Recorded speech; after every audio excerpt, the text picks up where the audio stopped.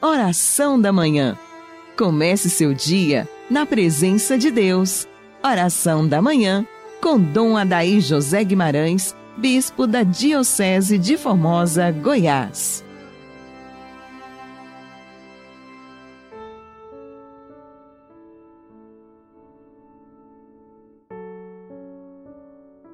Amado ouvinte do programa Oração da Manhã, sob o olhar de São José, iniciemos nossa quarta-feira dentro da oitava de Páscoa, em nome do Pai, do Filho e do Espírito Santo. Amém.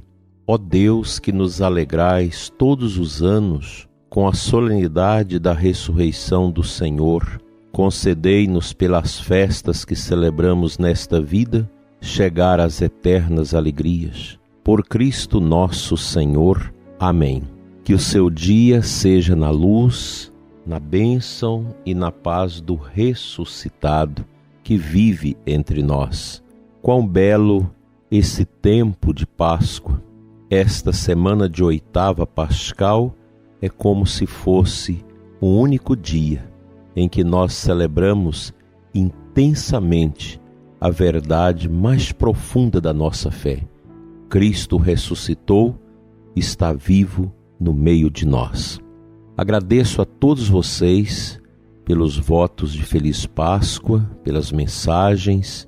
Foram tantas que, humanamente falando, é impossível responder a todas, mas já celebrei a Santa Missa nas intenções de todos vocês que acompanham o nosso programa, sacerdotes, diáconos, religiosos, leigos, que faz esta comunhão de oração conosco, com a igreja, e a gente fica feliz por tanta sensibilidade do nosso povo, a estima do nosso povo pelos seus pastores. Creio que também os irmãos bispos nas suas dioceses, todos são muito solicitados nesses tempos com estas manifestações de carinho do nosso povo. Deus recompense a todos vocês que sempre rezam pelos bispos, pelo Papa, pela santidade da Igreja.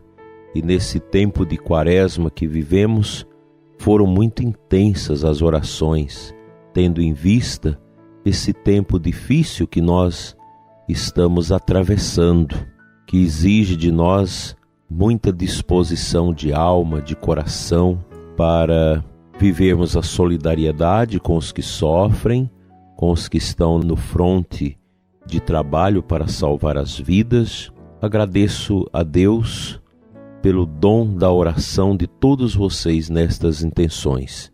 Temos acompanhado grandes movimentos de sacerdotes como Frei Gilson e tantos outros, e leigos, grupos de oração que têm intensificado suas orações pelo fim da peste. É o que nós precisamos repetir sempre, esses louvores, súplicas a Deus, como a Igreja sempre fez nesses tempos de pandemia ao longo da sua história. E mais do que isso, dentro desse tempo de Páscoa, nós precisamos, como católicos, como cristãos, perguntar o que Deus quer falar conosco nestes dias tão apreensivos, tão difíceis pelos quais nós estamos passando.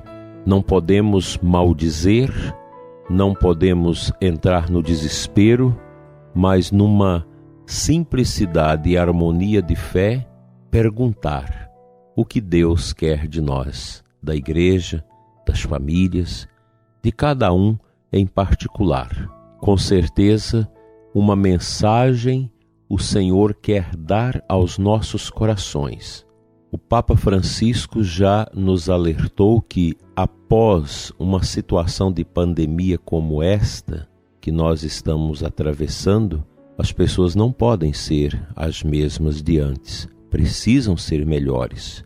Nós somos chamados, como a Igreja sempre nos ensinou, a buscar um sentido para o sofrimento, para as dificuldades que sempre acometem a história e o coração humano.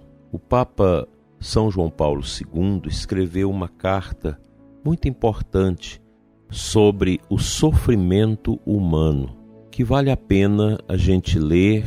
É uma carta escrita há bastante tempo, mas muito atual, para podermos também criar uma mentalidade, uma interioridade acerca do sofrimento, para entendermos este momento, muitas vezes, extremamente doloroso para as famílias que perdem os seus filhos, seus entes queridos, para as famílias que acompanham com apreensão seus entes queridos em situação de gravidade nos hospitais. Não é um momento fácil. Nós precisamos aprender a orar, a crescer na espiritualidade diante de todo esse contexto, que é um contexto também que machuca a vida da igreja, quando a igreja não pode celebrar e vivenciar aquilo que é mais profundo na sua caminhada neste mundo, que é a celebração da Santa Missa.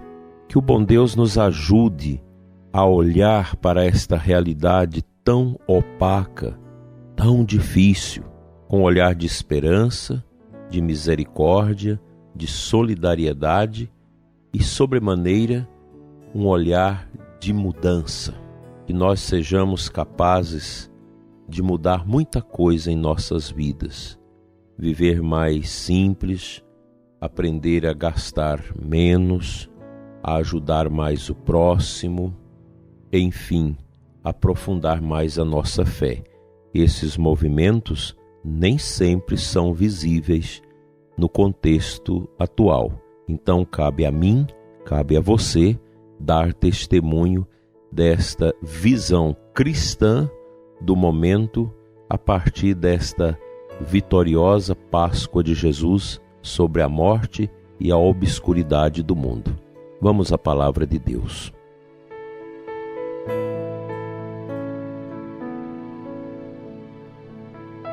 A primeira leitura da Santa Missa desta quarta-feira de oitava de Páscoa, Atos 3, de 1 a 10.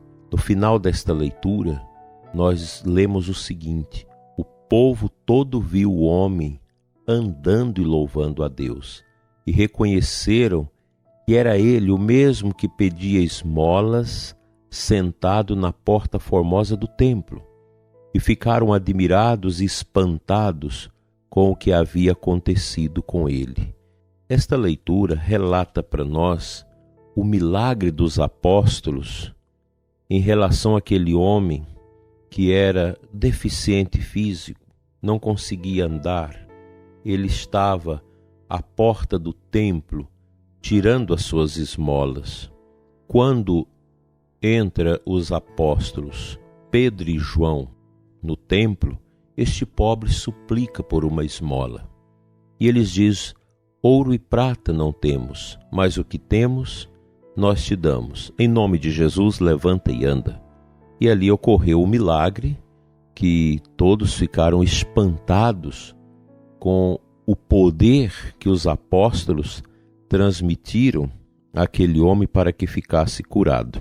É um fato interessante que nós podemos dele inferir o seguinte: a igreja deixada por Nosso Senhor, ela continua na história a realizar os sinais de Jesus, os milagres de Cristo. A igreja, ela é o próprio Cristo. A igreja é maior do que nós.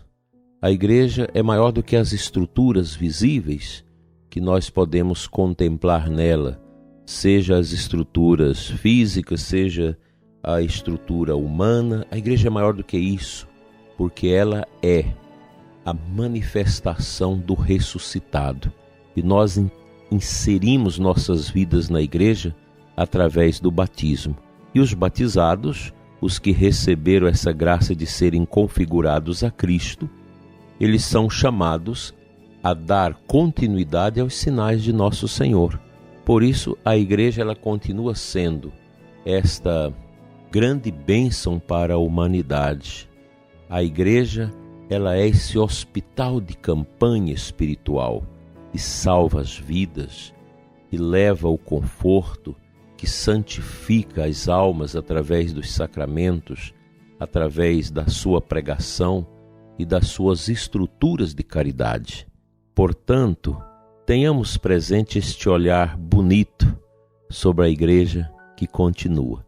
Eu e você, batizados, somos filhos da igreja e, portanto, convidados a continuarmos a missão do Senhor Jesus neste mundo até a sua volta. A igreja existe segundo São Paulo VI, na sua exortação pós-sinodal Evangelii Nunciandi, para evangelizar. E a gente evangeliza por palavras, testemunho e também por sinais.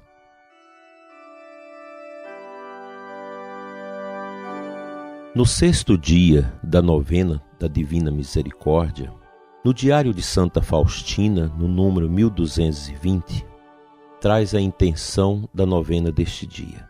Hoje, traze-me, disse Jesus a ela, as almas mansas e humildes, assim como as almas das criancinhas, e mergulha-as na minha misericórdia.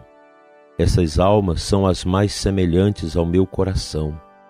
Elas me confortaram na amarga paixão da minha agonia. Eu as vi quais anjos terrestres que futuramente iriam velejar junto aos meus altares. Sobre elas derramo torrentes de graças. Só a alma humilde é capaz de aceitar a minha graça. As almas humildes favoreço com a minha confiança. Rezemos com Santa Faustina. Misericordiosíssimo Jesus, que dissestes, aprendei de mim que sou manso e humilde de coração. Aceitai na mansão do vosso compassivo coração as almas mansas e humildes e as almas das criancinhas. Essas almas encantam o céu todo e são a especial predileção do Pai Celestial. São como um ramalhete diante do trono de Deus, com cujo perfume o próprio Deus se deleita. Essas almas têm a mansão permanente no vosso coração compassivo e cantam sem cessar um hino de amor e misericórdia pelos séculos. Amém.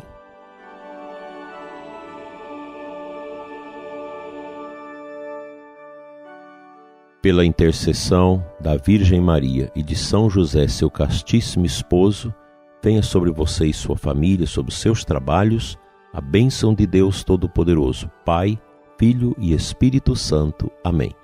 Tenha um dia na luz e até amanhã, se Ele nos permitir.